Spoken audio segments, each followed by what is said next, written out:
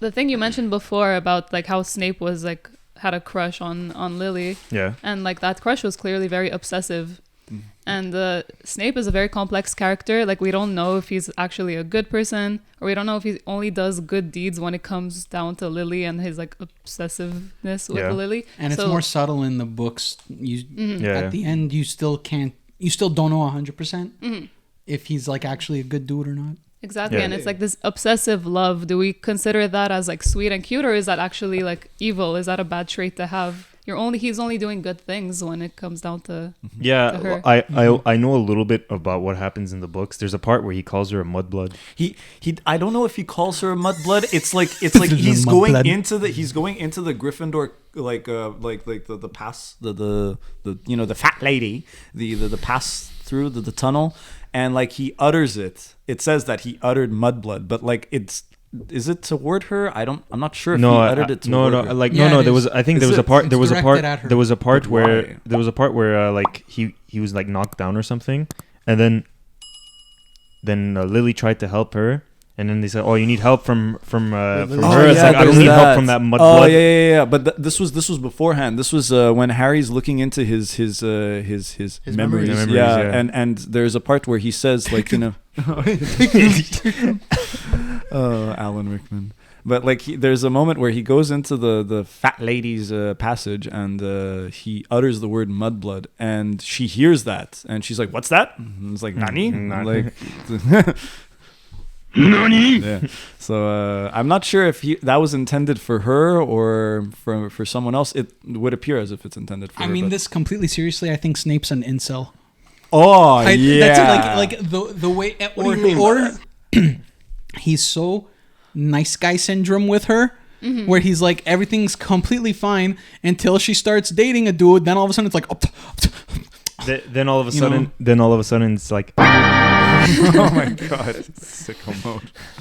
I think honestly, Snape's written like a Game of Thrones character. That's like he's very gray. No, I disagree. Alan Rickman's portrayal, the way they wrote him in the movies, he is a good guy. Yeah. In the films, it's no question he's a good guy. In the books, I think Snape's easily their biggest departure as far as like the big like points or like the big, there's obviously a lot of omissions, but they whatever's in there from the books doesn't change that dramatically. It's more like just lack of detail. But with Snape, I feel like the way they portrayed him is very like I don't remember. They don't really frame him ever as like a villain. Whereas you get to Half-Blood Prince, and it's like, and that big reveal happens. Yeah. You see Alan Rickman do that, and almost a part of you is kind of expecting like, oh, like I'm sure like he'll feel guilty about it at least in the next movie, even if you still think that he's gonna stay a villain. Yeah, but when you read the book, when you finish Half-Blood Prince, the book, you're like, oh, Snape, you motherfucker. I can't believe I had even like a slight hint of faith in you. Because the only time they make him start making him more sympathetic, I think, is Order of the Phoenix, when he starts trying to train Harry.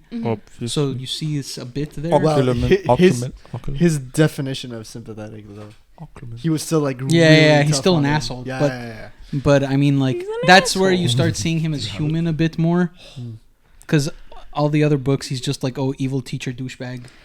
Which is weird, because I feel like, let's say, I think it's the first book or the second book, that's where I'm like realized Snape is a bit odd with his hatred for Harry, like for this 11-year-old during like his Quidditch match where he like cursed his Harry's broom. Yeah, I'm like, why are you doing that? This? That was the first one. Child? That was the first one. That wasn't Snape though. But they revealed that it was Quirrell, and then he's like when Hermione sees him muttering words, it's him trying to counter it. It's a counter curse. Countering. Yeah, but so he's trying to counter it, but he also has like this deep hatred for Harry.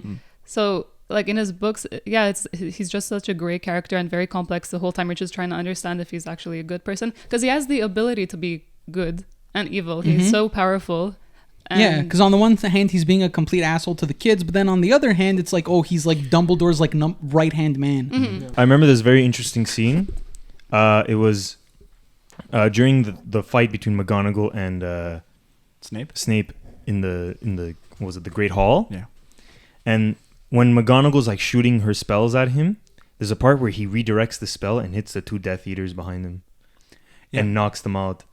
So, there's a like you can. It's just in the background. You can barely see it, but if you look closely, you can see. He does do that. Snape does that during the initial battle of Hogwarts. Like when you remember when he's fighting McGonagall, then he retreats, like he leaves the school. Yeah, there was a part where like McGonagall's shooting like fire spells at him, and then Snape redirects it. He does like that, and then. Basically, he knocks those 2 guys out because those guys were like really powerful. Okay, so that was on purpose, you're saying? Yeah, he did that on purpose. Sense. Okay. Shit, actually. I never thought of that. I didn't think of that either until I saw Top 10 things you didn't know about Snape.